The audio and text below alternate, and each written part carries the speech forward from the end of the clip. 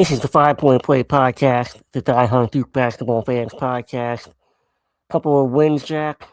Just you and me, Cowboy. So Yes, sir. we're gonna see if AC's gonna join in a little bit, but yeah, obviously the key number here is 54. Apparently, Duke defense always travels, so holding pitiful Pitt team. Sorry to Jeff Capel, and Love then you, Kate. yeah, and then Clemson. I thought was a overall a really good performance, and we'll dive into that game. But the Pitt game, there's a lot of talk, obviously, during and after that game, but to me, it's a throwaway game. Kind of like the Boston College game was a throwaway game to me. Um, you're coming off of a big rivalry game, and you know, I didn't expect Duke to. Obviously, Big Pat was missing. I didn't expect Duke to be firing on all cylinders. Kind of just go up there, get the job done, and get the hell out of there. Um, so, so that was kind of my take on that one. But to me, um, the two takeaways are Duke's defense, and then Isaiah Evans. Just being Isaiah Evans, and that's if Duke wants to hit their ceiling this year, we need Slim to be Showtime Slim, Oh yeah. and he was certainly that. Even John, I think we'll definitely talk tonight about the some of the buttons that John Shire is pressing right now, and do we like them? What are some of the ramifications for the decisions that he's making and the way he's starting to feel out the roster um, and in-game decisions. I know he gets a lot of heat for it. So a guy that's 58-4 in his last 62 games, he gets a lot of heat. I don't know how that happens, but here we are. But again, against Clemson, just overall, I was really proud of the team. They they kind of set the tone, uh, especially at the beginning of the second half, uh, which was nice to see. Typically, we have seen slow starts in one of the two halves. I thought Duke played pretty well overall, and got contributions from a lot of different people. Caden Boozer, I thought played a really nice game.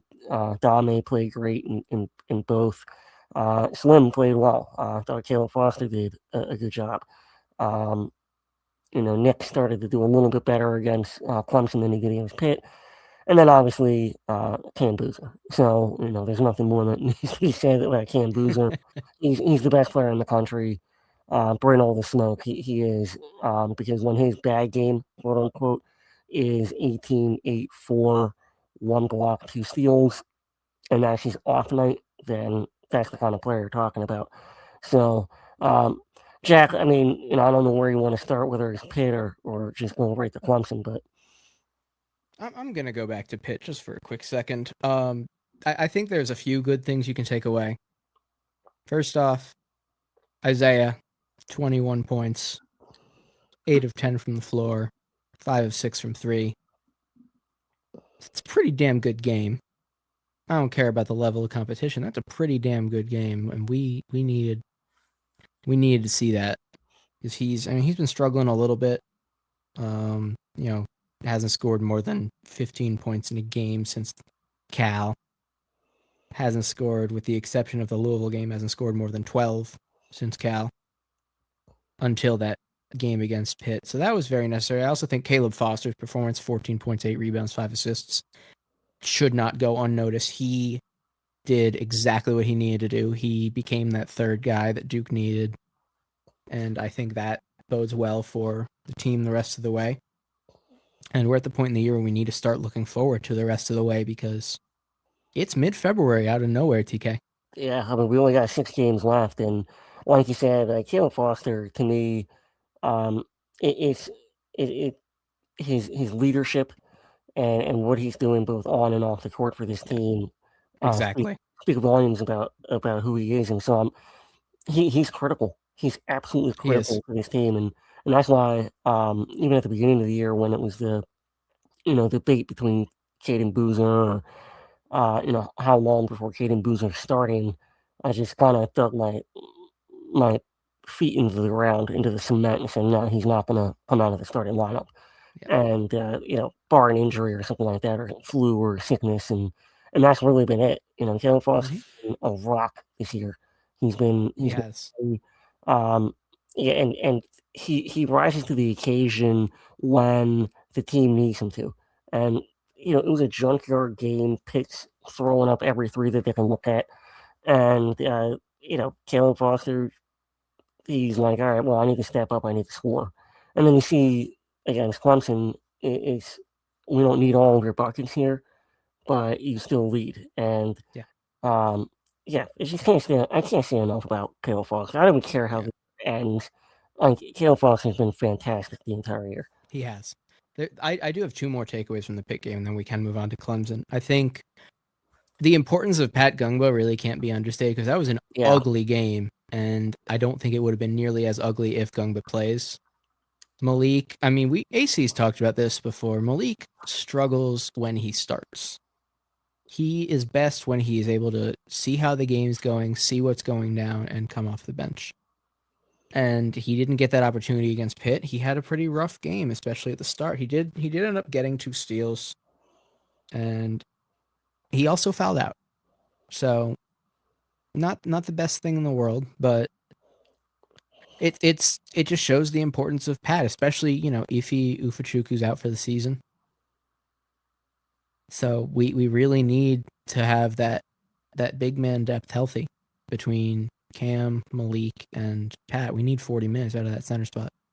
yeah. So it's I think important. there's no question about that. And just sticking on that topic, um, we've talked about, and I know we've done this on Spaces as well. If Duke has one weakness, where is it? And I know DH has brought up perimeter shooting. Maybe not the weakness, but certainly not the It's strength. certainly not a strength. Yeah. But to me, it's a lack of depth on the front line. Like that to Yes. me, because if Pat gets into foul trouble, you saw it against Clemson as well. Um, It can be an issue. We got to move Cam. Against And a bigger team, it can mhm. be a very significant issue. We will get to that against Clemson. But yeah, it's Pat Gungba. I mean, Evan Miyakawa's player of the year tracker, I believe it is. I think, I don't know if it still does, but it did at one point have Big Pat as I think the sixth best, like most important or most valuable player in the country, and might not really be wrong. It's not a scorching hot take. It's not. Because if you watch Duke, and obviously over the last couple games of not having Pat play more than what 10 plus minutes, Yeah. it's certainly a massive concern. And Yeah. I hate to go back to the Carolina game, but if you do again, they saw he doesn't score, has one rebound in the first 25 minutes of the game before Pat fouls out. And Pat is a really good defender, but the thing with Pat, we've said this before, with him and Malik, they do have a propensity to pick up really stupid fouls. And my fear for Pat is that he's being labeled by officials as foul prone, and so he's not going to get the benefit of the doubt. No, he So, never will, and so I hate that for him. I do too, but that's the reality that he's living in, and I think that is something that even John, after the game, has brought up, which is he's going to have to go back and look at the tape. That's just code for I know some of these are not fouls. Yes. However, some of them are stupid, and some of them you just can't pick those up. Yep. And you got to know what your role is here. Your role is you are the starting center. We need you for a minimum of 25 minutes a night. You can't be picking up stupid fouls. Yep. Almost like let that one go, dude. Like score or It is what it is yeah. sometimes. You gotta, yeah. And actually, really quick, I want to shout out Duke's women's team. Complete non sequitur, but I will. You'll see where I'm going in a sec. Shout out Duke's women's team. They did beat Carolina today. Carolina's coach was mad because Duke shot 21 free throws and Carolina shot none. The reason for that is because Duke was basically giving away shots at the hoop to UNC. There was physical defense outside the paint. The second you got in the paint, Duke's players were just going like that. Hands up, step to the side, pull the chair, kinda. There's a reason. Neither team got into the bonus until Duke did with like 2 minutes left in the game. So that should tell you more than enough about how that goes. That's something that Pat could potentially take and use something like that. Like sometimes you do just got to give up the easy two to keep yourself in the game. Yeah, and know the bigger picture. I think Yes, is the that's thing. the big thing. Right. And the bigger picture in the Duke women's game today is they won. They won the game doing that. Yeah, and we can talk Yeah. about officiating all day long, but the reality is you can't, you know, some of those fouls were stupid fouls Yeah. in these Straight games, up. and so you can't make those. You cannot. No, you cannot. You see your impact in the game.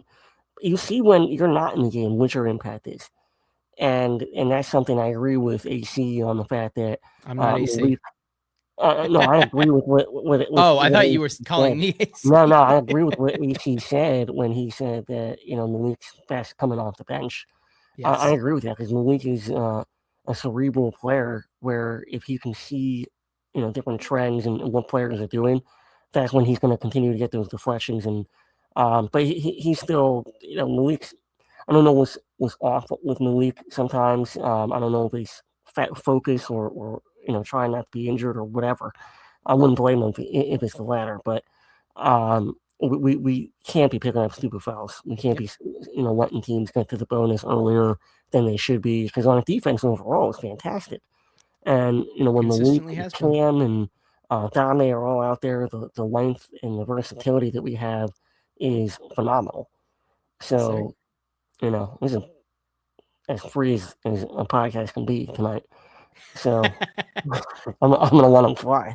But keeping it with Pitt though for a second. I wanted to go back to John Shire and Isaiah Evans, and you saw that to start the second half.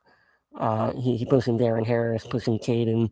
I do want to say shout out Darren. Quality minutes out of Darren Harris is Yeah, something this team needs, and he certainly delivered that this week.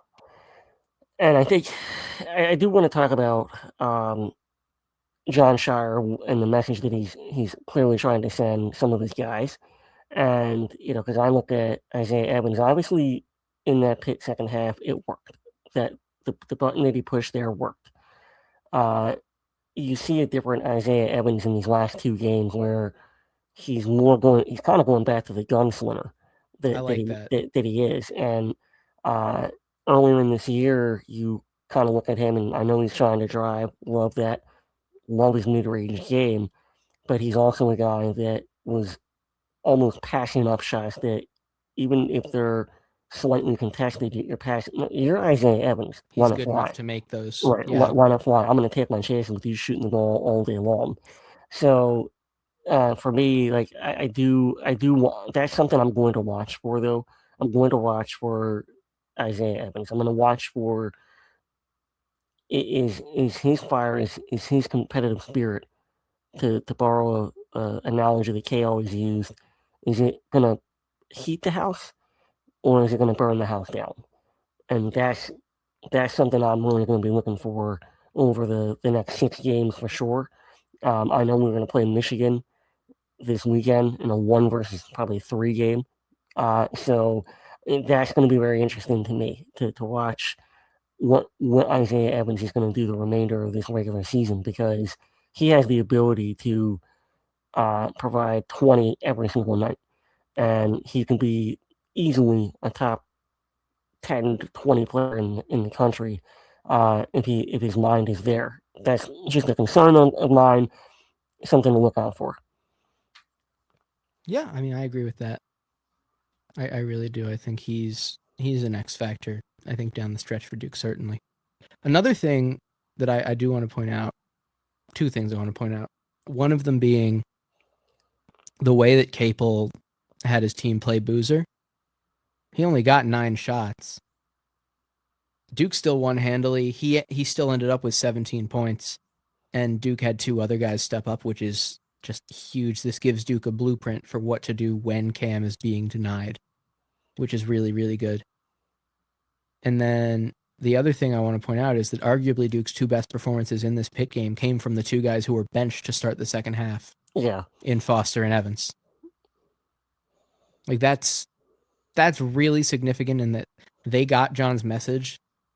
They ran with it. They showed him that he was wrong, and I'm very grateful for that. I think that's a really good coaching tactic. Some guys respond to that poorly. Some guys respond to it well. These two really responded to it well. Yeah, I think it was Dame that got benched. Because I think It was. Yeah, You're but right. Dame But responded. Dame responded well on the defensive end. He did not have his best offensive game against Pitt. Dame's not going to win ACC Defensive Player of the Year, but I think that he should. Probably will. Right, but I think that he should. I really do believe he's the best defender in the country. But on the perimeter, definitely. And I understand and this is not a slight at Malik Brown, who's an all-world defender, but I think his reputation is going to. This kind of happened with Trey Jones when he won Defensive Player of the Year, and I actually thought Goldwire was a better defender that year. Goldwire wasn't nominated. Right, but Trey Jones' reputation won him that Defensive Player of the Year because I don't think that he was the best defender on his own team. He's a great defender, but that particular season, I don't think that he was the best defender on his team, and I think it's the same this year. I think Dame Sarr is a top 5 defender in the country. He switches 1 through 4 easily. He doesn't get bullied around when he does get switched off onto a 5. We talk about the deflections in Malik gets. Dame Sarr gets a ton of deflections. Dame is a disruptor too. Yeah, he has to learn how to finish the dunk on the end of some of those. Dunk or the lay. Right. Dame Sarr. I mean, back to the original point. Like he got the message too. Yeah, this is. I mean, with him, I do want to talk a little bit about that Malik versus Dame defense thing. This is like comparing Chris Duhon to Shane Battier. Both really, really good defenders. Yeah. On a really, really good team. Malik has the ability to shut you down on the perimeter or on the interior. Dame is way more of a perimeter defender than he is interior. He can give you fits on the inside, but he is probably the best perimeter defender in the ACC. Easily. Malik's also top 5. I want to make that clear, and he's also like he's a top 3 interior defensive presence, which is why I think he's ACC Defensive Player of the Year. But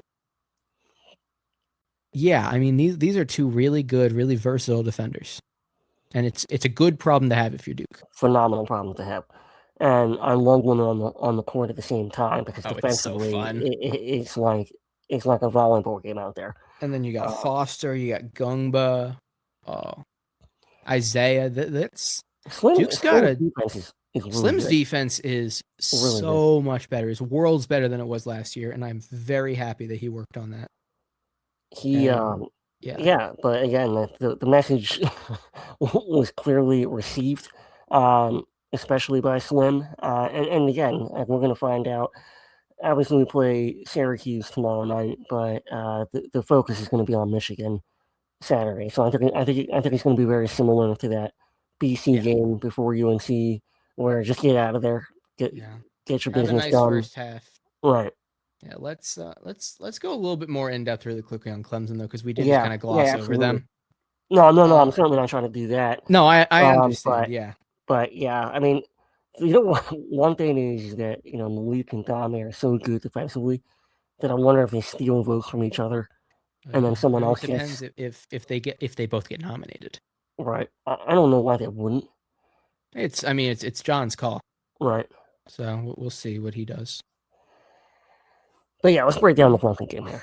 So Cam leads the team with 18-8. 4 assists, 2 steals, and a block, which is a pedestrian game, according to some reporter on Twitter. And to be fair, it is a pedestrian game for him. Yeah, it is. Yeah, it's the second least amount of points he's scored in a game. He's played more than 30 minutes.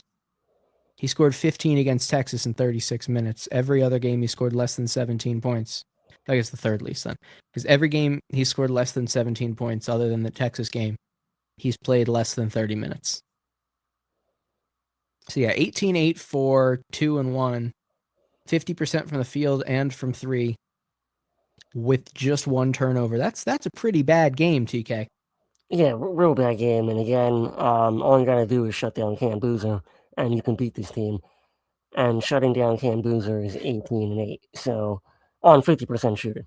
Well, as a team against Cam Boozer and his very good defense, and the team around him's elite defense, scoring 21 points less than your average for the season. Yeah, and that's kind of a common theme that we're seeing. DH brings it up all the time. Yeah, it's Where another team we're holding to 20 below their average. like we're not holding teams below their average. We're holding them to significantly below their average. It's not like, oh, Duke is holding teams to 5 to 7 points less than. No, this is not the first like that. I'm going to go through some of Duke's opponents this season. Their power conference opponents. Duke let up 60 points to Texas. Texas averages 85 points per game. Kansas, Duke gave up 66 points. Kansas scores 77 a game. Arkansas scored 71 against Duke. Arkansas scores 89 points a game on the season. Florida scored 66 points against Duke. Florida averages 86.5 points per game. Texas Tech, that's the only outlier. They scored 82. They average 82. Then we get into conference play. I'll just bring up some of the higher level ACC opponents. Louisville, 73 points the first time. They average 87. Louisville the second time scored 52. Again, they average 87. SMU was ranked when we played them. They average 86 points a game. Duke let up 75. Carolina, 71 points. They average 82. That was a loss, and Duke still held them to more than 10 points below their season average. Pitt, I'll even bring up Pitt. Pitt averages 70 again. Yeah, and that was with Pat very heavily limited. Pitt averages 70 points a game. Duke held them to 54. Clemson averages 75 points a game. They're down to 74.8 after Saturday. They scored 54. This is not insignificant. The sample size is not insignificant. That is just rattled insane. Off, 12 teams? Yeah, and Duke has held all of them, to more than 10 points below their scoring average for the season, including their game that they played against Duke. And that's why it's not a cliche to say, the defense travels and the defense is going to keep Duke in every game. Because when you're elite defensively, whether you're shooting, 9 of 28 or whatever you're shooting, like you're still going to have a puncher's chance in each one of these games because you're not allowing teams to run away from you. So you're always keeping yourself within reach to be able to overcome any deficit. And we saw certainly in the first half of the year, Duke getting themselves digging themselves into a hole and then continuing to get themselves out. Michigan State's a perfect example. Oh, I forgot Michigan State. Yeah, Michigan State's a perfect example because I think Michigan State played really well. Michigan State averages 79 points a game, and they scored 60 against Duke at home. Right, and Michigan State would have a 4 or 5, maybe a 6-point lead, but it would never get more than that. And Duke just kept hanging around. This is on the road. This is on the road in a hostile environment against a Hall of Fame coach, against a guy that basically trips and berates people throughout the game and fears. And he had 0 points, zero field goals. 0 points. He had 0. So yeah, this defense is going to travel no matter where they are, and I just that's the thing about our offense. Sorry, he had 6, but they were all free throws. He was 0 for 10 from the floor. He had 0 field goals. And so yeah, so again, Duke, it's going to be really fun to watch them against Michigan because that game can be high octane the way Michigan plays, and so it's going to be interesting to see Duke's defensive game plan. But it comes down for Duke. It comes down to making shots and availability. And availability. I mean, there's no. I will say for the Syracuse game, the injury report just came out, and nobody's on it other than Iffy, who's out for the year. So that's good. Now let's quickly talk about individual performances in the Clemson game. Yeah, Isaiah again, 17 points, 2 steals, 4 rebounds, 4 of 9 from 3. I think at one point he was 4 of 6. He just chucked up a couple of late shot clock. So I kind of look at his as we're close. It was basically 4 of 6. Yeah.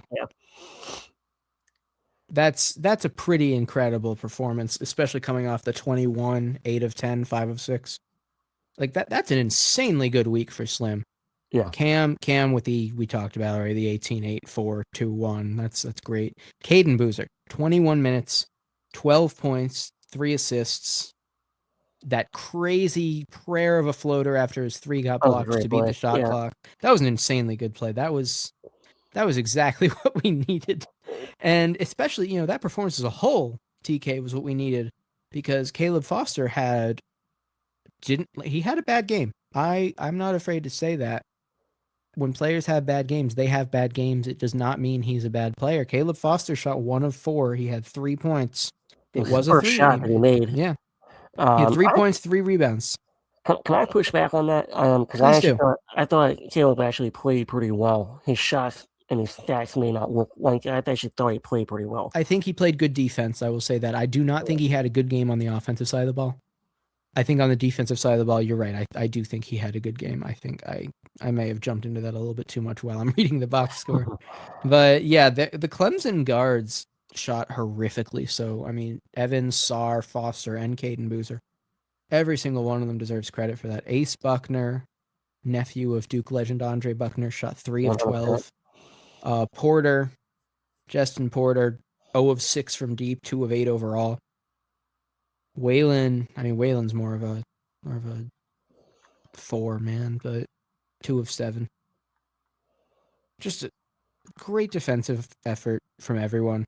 Offensively, it was a poor game for Caleb though, and Caden stepped up. And I've been saying this all season. The combination of the two needs to be a good output, and I think 15 points, 5 rebounds, 4 assists on a combined 6 of 12 shooting is pretty good.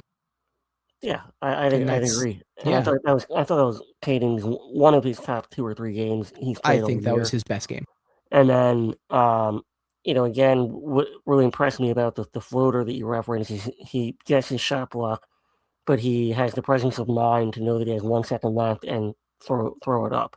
Yeah. And so, just hazy play and then to be able to execute it is phenomenal. And then the other guy I'm sure you're going to get to next is Nick Hamania. Yeah, he's a guy that it was critical for him to have a good game. And I thought he needed to see his shots go down for sure. Yeah, and I thought overall though he played very well.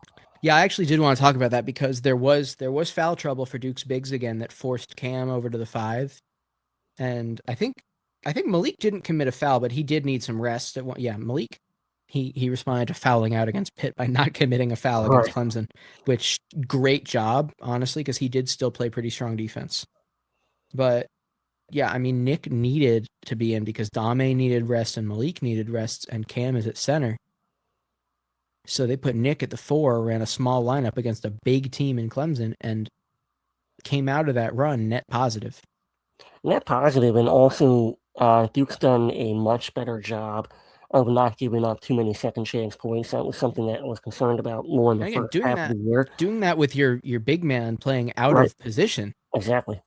And no true 4 on the floor. That's really impressive. Yeah, they're limiting the second chance points and the second chance opportunities, and again, that's something that probably doesn't show up in the box score. But if you're watching, you're realizing that that's going to help you obviously win the possession battle, the time of possession as well, and so. For me, those are things that I'm looking at. In as ugly as the Pitt game was, I actually came away from yesterday's game extremely encouraged. Me too. I thought we played pretty well as a team. That was defensively. I need to say this. It goes back to Nick at the small ball 4. Nick's defense at the 4, a position he hasn't really been playing, and. For a guy who's had some pretty poor defensive showings, his defense while playing the 4 was amazing. And that alone is an encouraging sign for me, TK. Yeah, I agree. And then I think the other thing is I for tomorrow night against Syracuse, I'd like to see Pat get 15 and 10. I'd like to see him kind of get himself going again. Because that's 3 straight games now where you play very few minutes in the first UNC matchup, foul out with over 15 minutes to go in the second half. You don't play against Pitt. You get 2 early fouls and barely play in the first half against Clemson. You just can never get yourself into a flow. You heard your coach openly, publicly state, your importance to this team. Your teammates certainly know it. So I'd like to see him in a game against, obviously an inferior opponent tomorrow night. I'd like to see him get going early and often. Yeah, I agree with that, TK. And let's talk about Syracuse a little bit. This is going to be a fun one, in my opinion. I think back to the game in 2022 at the Carrier Dome, where Duke had 3 players put up 20 points in Banchero, Mark Williams, and AJ Griffin against that 2-3 zone. That was a great game.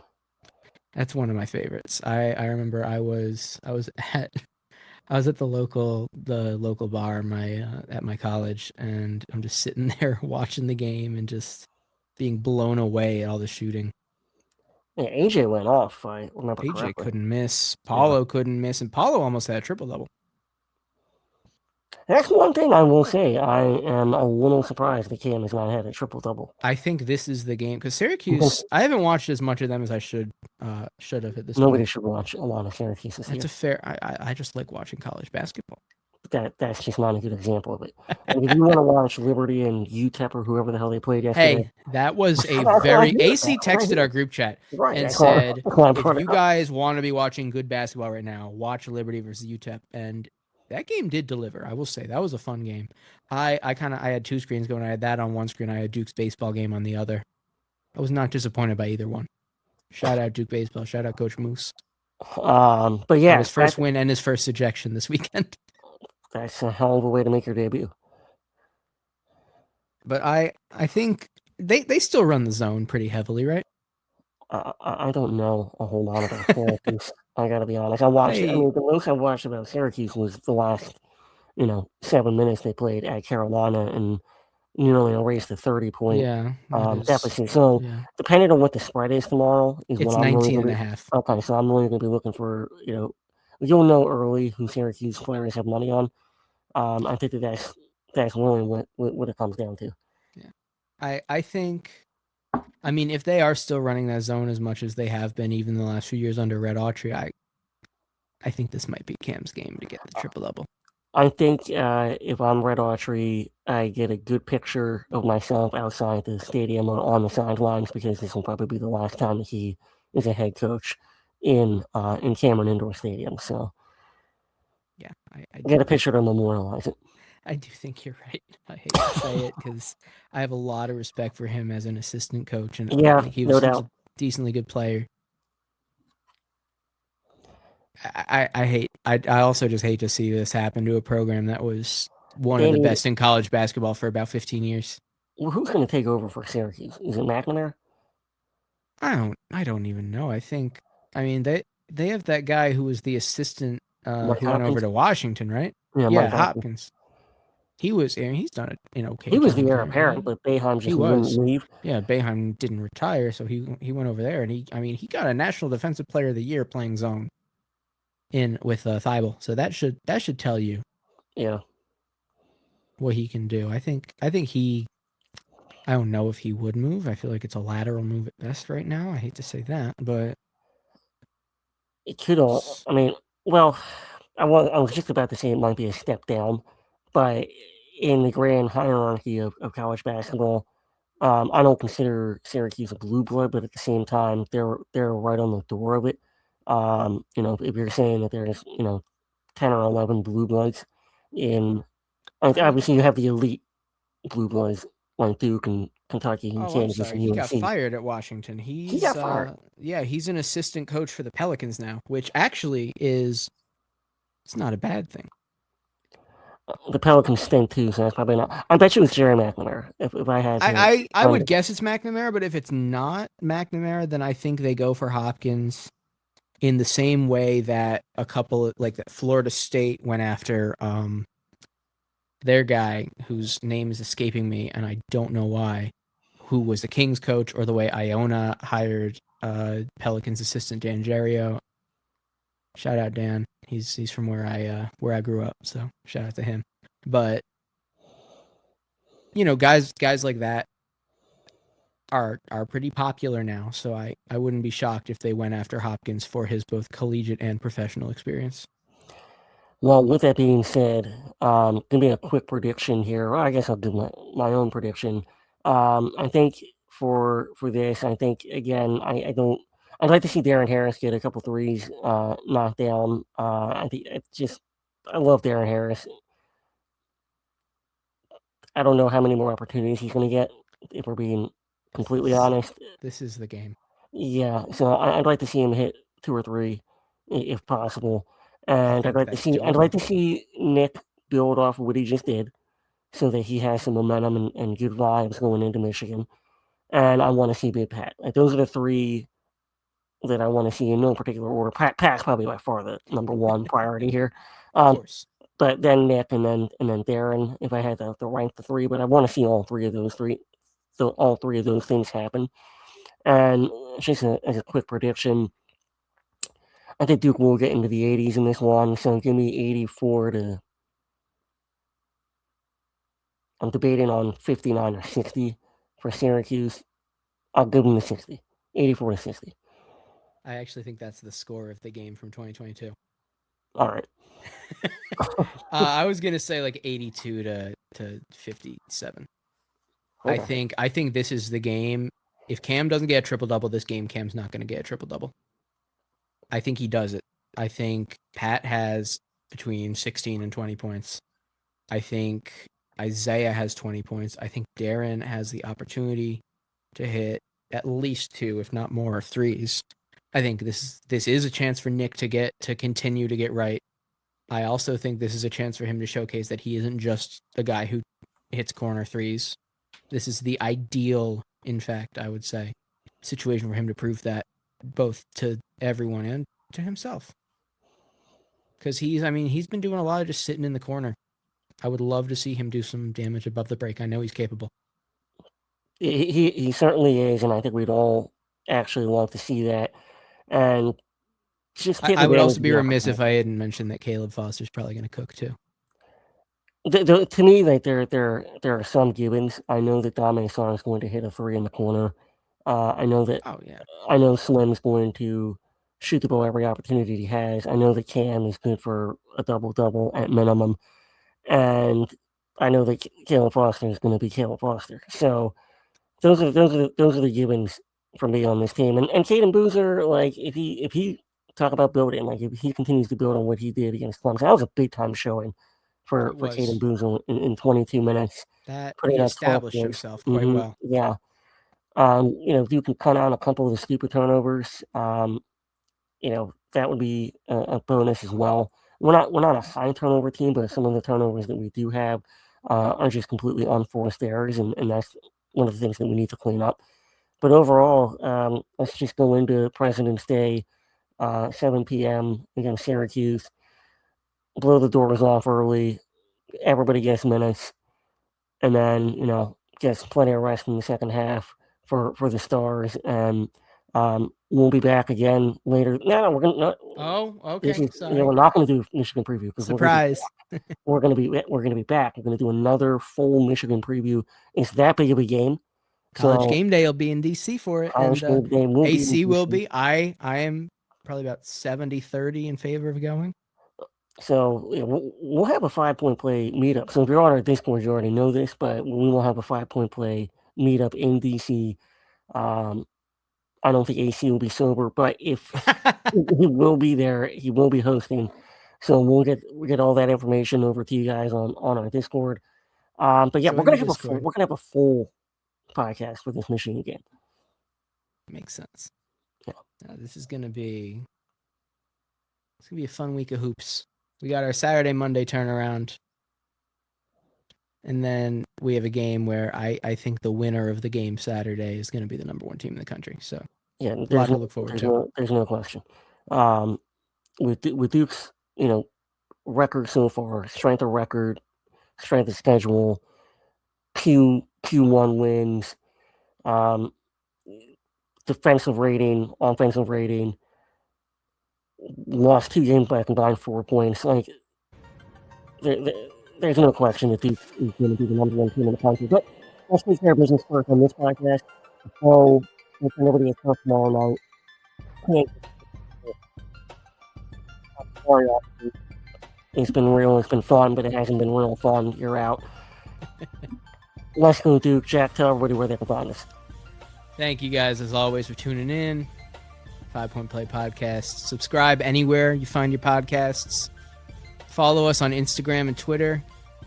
Subscribe here on YouTube if you're watching the video. We are on the road to 500 subscribers on YouTube. We have our free and our premium Patreon, both of which have very fun quirks to them. You get access to our Discord with the free Patreon. You get access to our Insider Discord channel with the premium Patreon. You can email us, 5pointplaypodcast@gmail.com, if you have any questions about anything. You guys know what it is. Duke basketball. Let's go, Duke. EDNF, let's go Duke.